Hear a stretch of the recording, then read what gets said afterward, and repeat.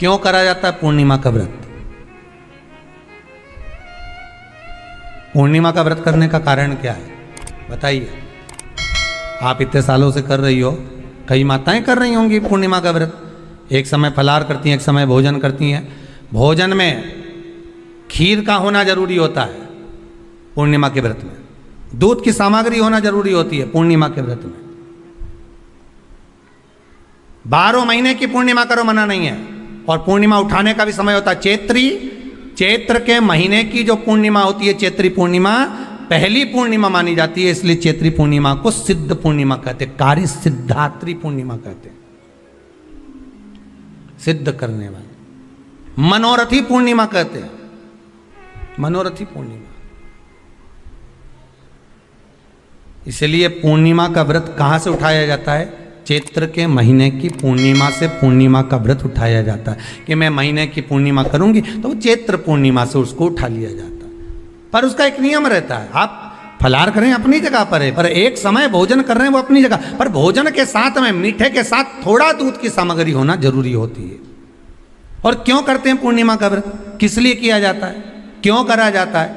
उसका व्याख्यान वर्णन शिव महापुराण के अंतर्गत स्कंद पुराण में लिखा गया। स्कंद पुराण में वर्णन किया है श्री वेद व्यास जी महाराज ने। कहा ये पूर्णिमा का व्रत इसलिए किया जाता है कि व्यक्ति का जब मन गलत भ्रम में जाने लगता है, मन जब गलत जगह पर जाने लगता है, तो ये मन को गलत जगह पर ले जाने वाला कौन होता है? तो कहा ये चंद्र होता है। व्यक्ति की राशि के अंतर्गत, व्यक्ति की पत्रिका के अंतर्गत, व्यक्ति की ग्रह दशा के अंतर्गत जब चंद्र बेकार चलता है तो व्यक्ति अच्छा करते करते भी बेकार करने लग जाता है। चंद्र डोल रहा है।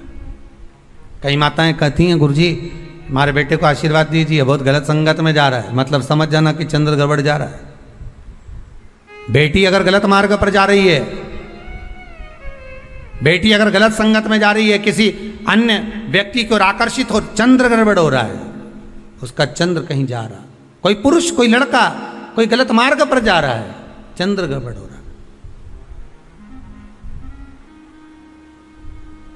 घर में जो क्लेश उत्पन्न होता है, घर में जो विवाद उत्पन्न होता है, उस विवाद को रोकने के लिए केवल चंद्र की ही, इसलिए तो पूर्णिमा घर की नारियां हमारे यहाँ हिंदू धर्म में यहाँ तक स्कंद पुराण में कह दिया कि प्रत्येक पूर्णिमा आप लोग कभी आप लोगों ने सत्यनारायण जी की कथा करवाई है? जितने लोग आस्था चैनल पर कथा सुन रहे हैं, जितने लोग फेसबुक यूट्यूब पर कथा सुन रहे हैं, यूट्यूब पर कथा का श्रवण कर रहे हैं, उनने कभी सत्यनारायण की कथा करवाई होगी। तो उसमें लिखा है हर कार्तिक, हर पूर्णिमा को, हर संक्रांति को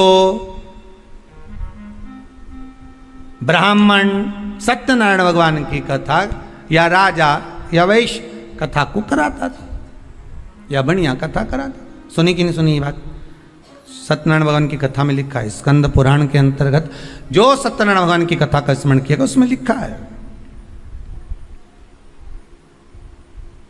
प्रत्येक संक्रांति पूर्णिमा को सत्यनारायण की कथा करवाने लगा और ये योनि को प्राप्त हुआ, इस योनि से छूटा, इस योनि में गया। लिखा है, सब कुछ लिखा है। अब उत्ते से समझ जाओ कि पूर्णिमा को सत्यनारायण की कथा करने का बोला है। तो पूर्णिमा को सत्यनारायण की कथा का क्यों बोला? वैसे तो रोज कराओ सत्यनारायण जी की कथा, प्रतिदिन कराओ, मना नहीं है। आप क्या कोई विशेष फंक्शन है आप सत्यनारायण जी की कथा करवा, पर पूर्णिमा संक्रांति को और संक्रांति को पूर्णिमा को सत्यनारायण की कथा का स्मरण क्यों करवाया गया? क्योंकि पूर्णिमा के दिन अगर ये भगवान का व्रत रख लेगी, पूर्णिमा के दिन अगर ये खीर का प्रसाद बना लेगी, थोड़ा सा दूध की कोई सामग्री बना लेगी और भगवान को भोग लगा देगी, भले सत्यनारायण भगवान के भाव से बनाए, भले सत्यनारायण जी के निमित्तार्थ बना, पर अगर इसने सत्यनारायण भगवान के निमित्त से बना, पर पूर्णिमा के दिन अगर ये व्रत रखेगी, उपास रखेगी या कोई सामग्री बनाकर भगवान की पूजन कर लेगी, तो इसके घर में जो अशांति है वो शांति में बदल जाएगी। इसलिए कई घरों में आज भी सत्यनारायण भगवान की पूजन हर पूर्णिमा को करती है। माता किताब लेके बैठ जाती है, तुरंत उन्हें ऑफिस जाना, कहीं काम पे जाना, और तुरंत उसने जल्दी कलश रखा, कलश नहीं भी रखे तो भगवान की पूजन कर के ब्राह्मण देवता को बुला लेगी, ब्राह्मण नहीं आएंगे तो खुद कर लेगी, पर करती जरूर है। इतना सा आटा सेक लेगी, पंजेरी बनाई, सीरा बनाई, मिठाई रख दो, कुछ भी करेगी पर सत्यनारायण की कथा कर ले। उसका मन लग गया उसमें, मतलब पूर्णिमा को करना है। उसको करने से क्या होता है? शांति रहती है, शीतलता रहती है। जिसके घर में हर महीने की पूर्णिमा को खीर बनती हो, ध्यान दीजिएगा, बहुत सुंदर संवाद चल रहा है, बहुत ध्यान देने वाली बात है। प्रत्येक महीने की पूर्णिमा को जिसके घर में दूध की सामग्री बनती हो, दूध की सामग्री तैयार होती हो, खीर प्रसाद तैयार होता हो, उसके घर में कभी क्लेश नहीं हो सकता। चाहे सास बहू एक दूसरे के सामने वो कहे ना, वो सांप और नेवले की लड़ाई क्यों ना, फिर भी शांति हो जाती है। पर प्रत्येक महीने की पूर्णिमा होना चाहिए। ये नहीं कि तुमने एक महीने की पूर्णिमा पे बना लिया और दूसरे महीने की पूर्णिमा को गायब कर दिया। फिर किसी ने कह दिया आज चूरमा तो बन रहा है, दाल बाटी तो बन रही है चूरमे के साथ में, लड्डू बन रहे हैं, तो काय को खीर बना रही हो? तो तुमने अब वो खीर प्रसाद,